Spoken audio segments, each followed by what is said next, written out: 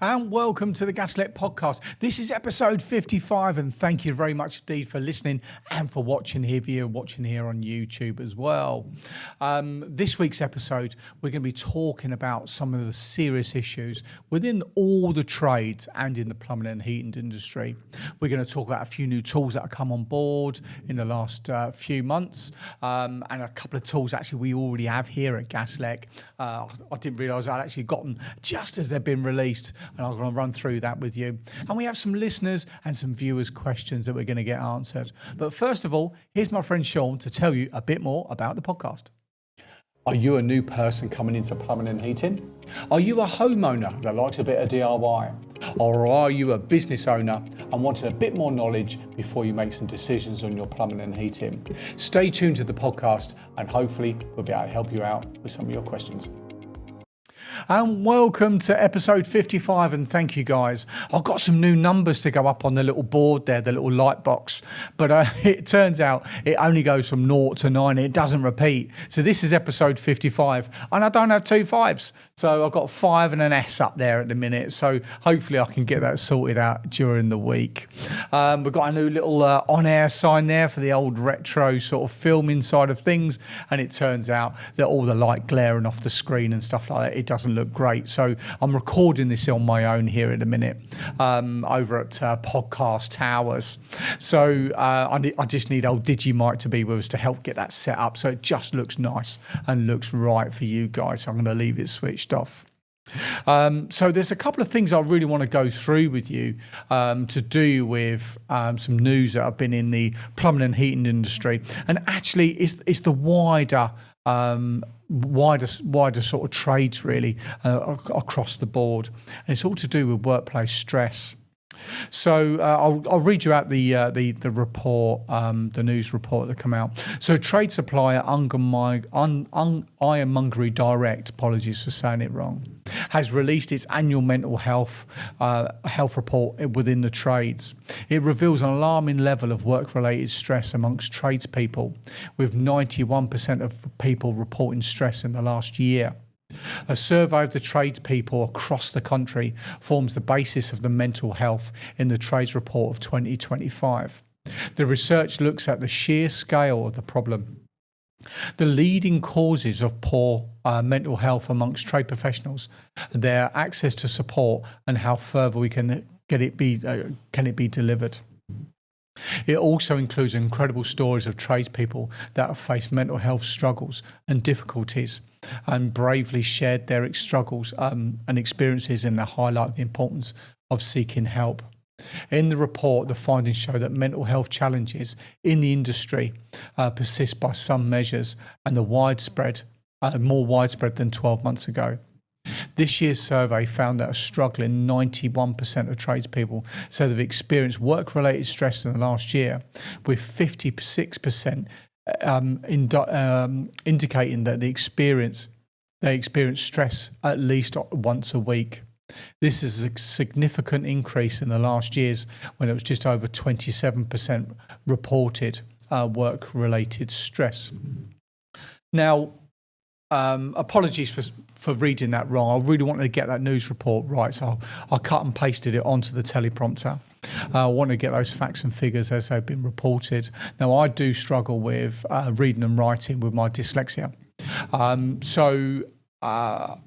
We've got a bit of a team here. So we there's 7 of us really that work together here at Gaslec.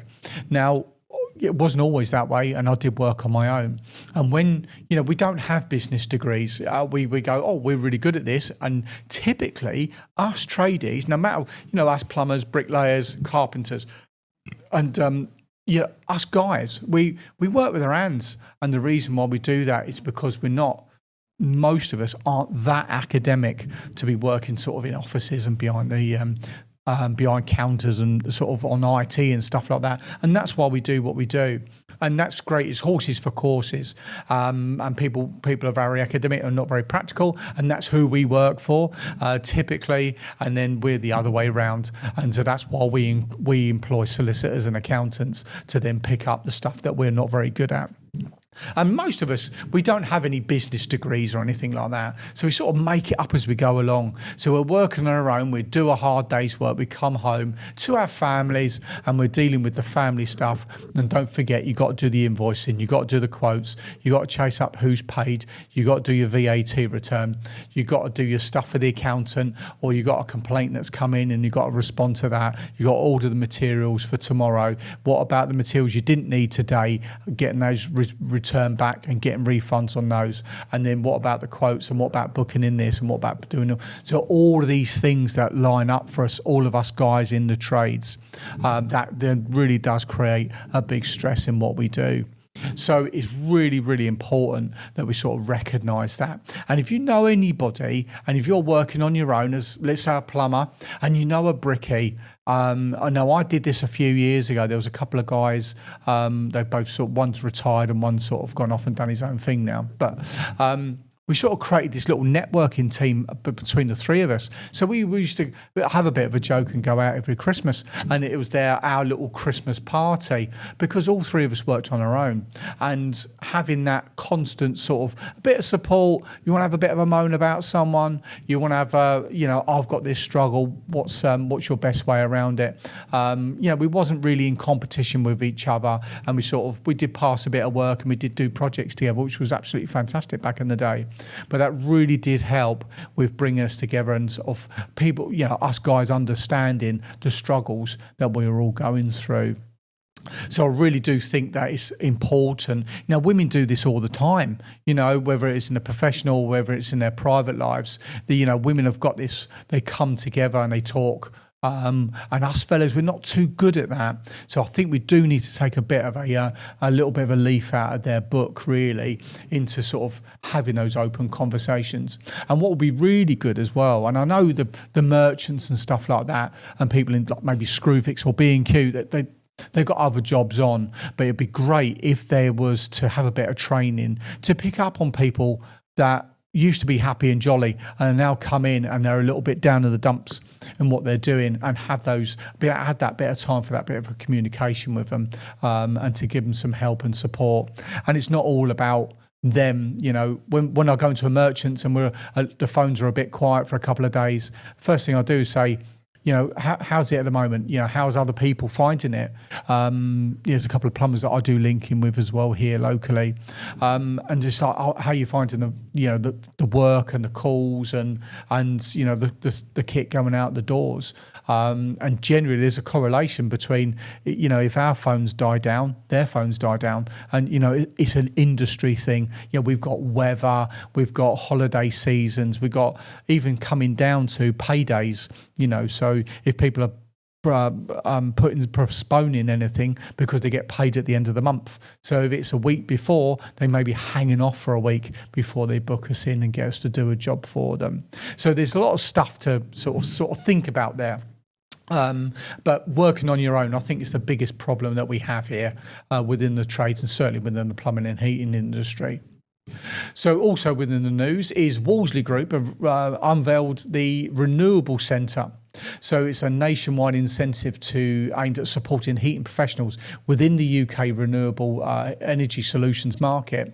And I really do hope that they manage to retain their staff, because that's the biggest problem that we have in the merchants, is that you get somebody that's not from the background and they come on board, they get trained up, they get good, and then before you know it, they're off again. And they're moving around, they're chasing that extra 500 quid a year or whatever it is, and they're moving around and they get a bit fed up. They've done every single merchant and then they leave the industry, and they take away all that experience and knowledge. And certainly when we start talking about like boiler parts and stuff like that, that's a really big thing in plumbing and heating industry. There's hundreds and hundreds and hundreds, if not thousands of parts for all the different boilers out there, and they may have a slightly different word. If you're using a flow turbine example, which is what turns the water on for a Worcester boiler, now they'll call that a Hall effect sensor. In an ideal boiler, they may call that I can't quite think off the top of my head, for a Baxi or for a Valent. They'll have different different words, but they mean the same thing ultimately. And same with hydroblock or return manifolds. It's the same thing ultimately, but it's when it comes down to the experience of the people, that's then when it really makes a difference. So hopefully they'll be able to, in their new little adventures, they'll be able to hold on to some really good staff there to help us guys when we're going in asking for bits and pieces, and they'll be able to tell us exactly what it is, or almost like, you've asked for A, B, well, you're going to need C and D as well. And then so yeah, just one trip to the merchants, which is always great. 2 or 3 is a bit jarring, to be honest with you. Another big thing in the news is vehicle tool theft. So they're saying that a significant majority of Brits, 82% of Brits, agree that theft from van is at least as serious, if not more, than burglary from an office, despite carrying weaker sentences, while 69% think that breaking into an office to steal equipment and breaking into a van to steal equipment should be treated as the same level. And 13% believe that thefts from vans are even actually more serious than breaking into offices and warehouses.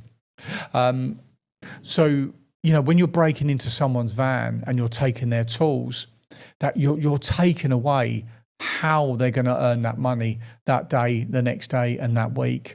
And you really are making that tradesperson completely stop.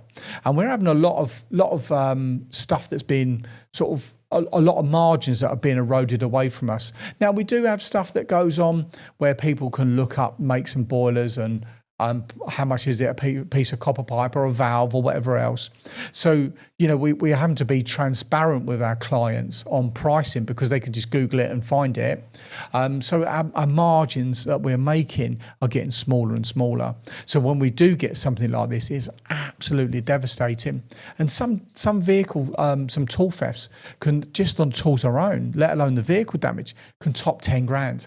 And most insurance companies won't insure tools into vans if they're left unattended. So, they'll repair the vans, but actually when it comes to replacing the tools, they won't do it. There are some tool insurance out there, but typically the excess on it is really, really expensive. Now, here at Gaslec, I'm not superstitious, but I will touch wooden desks, I will touch headphones, whatever I need to do, because I don't want to jinx myself. We've not had this as yet for a tool theft. I had a catalytic converter cut off a van outside my house one evening years ago on a Mercedes Vito. But we haven't had break-ins. We've had little opportunists trying door handles and stuff, but we haven't had the full ripping the side door off the van, going through the roof to try and get into the vehicles. And I just wonder, is it something we just do that sort of reduces our risk onto this here? I'm not too sure, but I don't want to jinx it, or I don't want to give anybody any ideas. So we have the installer show coming up next month up in Birmingham, up in the NEC. So last year I went up there. It was the first year I've been up there. So I went into the main arena, and you're in there with your big companies, your Worcesters, your Bosches, your Baxes, and your Valents, and all the rest of it. They have their big stands showing off all their latest equipment. But just off to the left was a lot more smaller independent companies. And I didn't realise that until the end, as I was running out of time. So this time I'm going to go off to, if it's the same layout, go off to the smaller guys first. That's when you really get your little gems up there, your little tools that really will help you out, that little angled pincer set that will go into that little nook and cranny that someone's invented, and they're just selling it off at a tool show. So I'm really going to go to there first and then experience that and see what we can get and see what's new out there on the market. And I will do a little podcast on what we do find there as well. On that evening or the following day, I'll do a little bonus podcast on that as well. Hopefully there'll be some nice demonstrations, and they have a lot of talks as well from renewable companies or solar companies. So that'll be really, really interesting as well from that there. So some new tools that are being offered for 2025, and I didn't realise actually when I was going through, we've actually got a set, the Milwaukee aluminium or Ali adjustable Stilsons. So we've got 2 pair of these here at Gaslec, about 70, 80 quid each. So they're quite expensive. I've got the black steel ones, and these ones are they must be after weight. I haven't weighed them, but without a handle, they come in at 10 inches, and you add the handle, it goes into 18 and extend the handle, because it extends out, goes to 24. So when you're storing them, they will store as 18s, which means when you go into a place, if you need Stilsons for a larger sort of fittings, you only need to take 2 in with you, and that will do you from 10, 18 and 24. And then that will bring you through. The only thing I would say is the 24s, the jaws are just a little bit undersized. They're not quite deep enough. They could probably do with another 10 mil on the jaw, be honest, to make it that little bit bigger, and that will come through. But the weight notice is massive. Now, I use a rucksack to carry my tools around in when I'm going to jobs, and if you've got 2 sets of Stilsons in your rucksack with everything else that you're walking in with, that's a lot of weight, and when you take that off, that feels lovely. So having these in alley makes a massive difference. Dealwall and Milwaukee have brought out some new press guns as well this year. So with press fittings, they're getting more and more cheaper, and they're really, really reliable. If you just make sure your copper pipe has got a tiny taper on it and it's nice and cleaned up, they slot in and you just mark them and press them on. They're super, super reliable. But the main thing is you don't stress the fittings. So you don't try, where you can have a solder fitting go on, it can come off angle a little bit and the solder will take up that little bit of the excess there. You don't get that with the press fittings. So if you start stressing it, it's only that rubber seal that's keeping that water or gas back, and that will start letting by. So you mustn't stress it. So some listener and viewers questions. So I really do like this section of the podcast. So why does my boiler not fire up on hot water, but only on heating? And if I do have the heating on, the hot water sort of works. Now, this question coming on email. So I think this is going to be like a combination boiler. So we have water flow sensors. So when you then demand the hot water at the tap, the water flows through the boiler. As it does that, there'll be some sort of sensor that will then say to the boiler, yes, moves the diverter over, and then the boiler fires up into the hot water demand. And the water from the heating system goes round and around the boiler, not round around the heating system, and then that gets nice and hot through a plate heat exchanger. The cold water comes in, goes through these little veins and waterways, then comes back out again as hot water. So when you say it sort of works, it sounds like it's the bit of residual heat that's on the flow and return manifolds that the cold water is passing through, and it's sort of heating it up a little bit, and it's giving you a little bit of tepid hot water. So it actually sounds like quite a simple problem there, be honest, because if the boiler's firing up onto the heating mode and it's not changing for the hot water, it could just be a water flow sensor, full flow turbine, Hall effect, whatever it's going to be, some sort of flow sensor, and they're relatively straightforward to do. So I got a guy that I was out with for a birthday get together last night actually, and there was a guy that I know that listens to the podcast, Michael, and he's bought a new house. And it's all in microbore heating pipe. And he said to me, I'm going to replace the heating system because the old Imperial radiators. Should I change the pipework? And the ultimate answer is yes. Come away from that 8 or 10 mil pipework. They block up. You can't get the energy through them. But the main thing that we was talking about last night was to make sure that we're starting to move towards a low temperature heating system within your property. So when you talk about low temperature heating, we start thinking, yes, we can do all the calculations, and you may need flow and returns of 28 mil, but he's only got a little bungalow. So I think 22 mil without seeing the place should be okay. And then take it as far as you can, and then do the legs into 15 mil into the radiators. And make sure obviously we insulate the pipework as well that's running through. But the main thing is we start looking at is if we're future-proofing the system. At the moment, he's got an LPG boiler on a bulk tank. But if he did go over to some sort of renewable, whatever that is or what it will ever look like, that the system that he's gone and installed will be able to cope with that. And so an easy way of doing that is if you have a look online, you'll find calculators for how much heat you need to put into your room.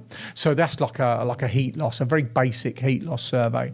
And you'll tell them how big the room is, how big the walls are, which way the window faces, how big's the window. And it'll say you need 1 kilowatt of heating to heat this room up here to 21 degrees for a radiator. We'll call that the emitter. the radiator. And so then there's other websites that you can go on, and when you're then sizing your radiator, you can then size it to, typically you'll be a 65 degree flow temperature, which is like your high temperature heating, but you need to start looking now at maybe a 40 to 45 degree flow temperature, which is our low temperature heating design. So then we start looking at what the radiator size do we need, and that could be twice as big as on the output. So if you're now looking for a 1 kilowatt radiator at 65 degree flow, now you need to start speccing it up. If it was a 2 kilowatt radiator you need for that same space, and that will enable us to drop and reduce the temperature of the water in the flow, because it's given that so much more heat out.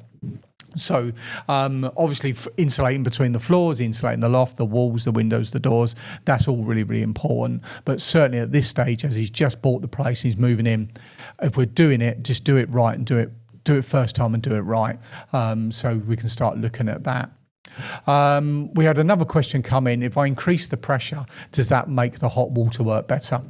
No, it doesn't. So all the water pressure is to tell the boiler that there's water in it and don't fire up because it's empty. And you can get catastrophic fails on heating systems if they fire up, the boiler fires up on a gas boiler. Oh dear, apologise, hay fever. It does fire up and it's dry. So us humans, we have the gauge on the outside of the boiler, and that basically just tells us that there's water in it, or if there's an error code and it's on the 0, that's what it all is. Inside the boiler, there'll be a pressure switch of some description, and that will then tell the boiler, is there water in it, yes or no?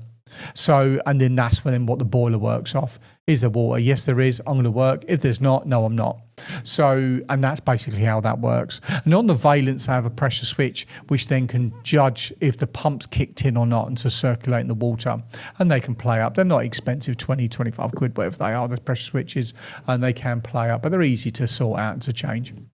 But so increasing the pressure doesn't make the hot water and the heating work any better.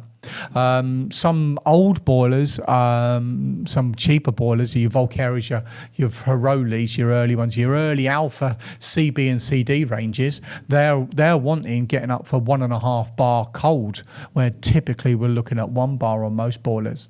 So they want it actually higher pressure than that, and that goes down to the quality of the components that they're using, and that's what that's all about.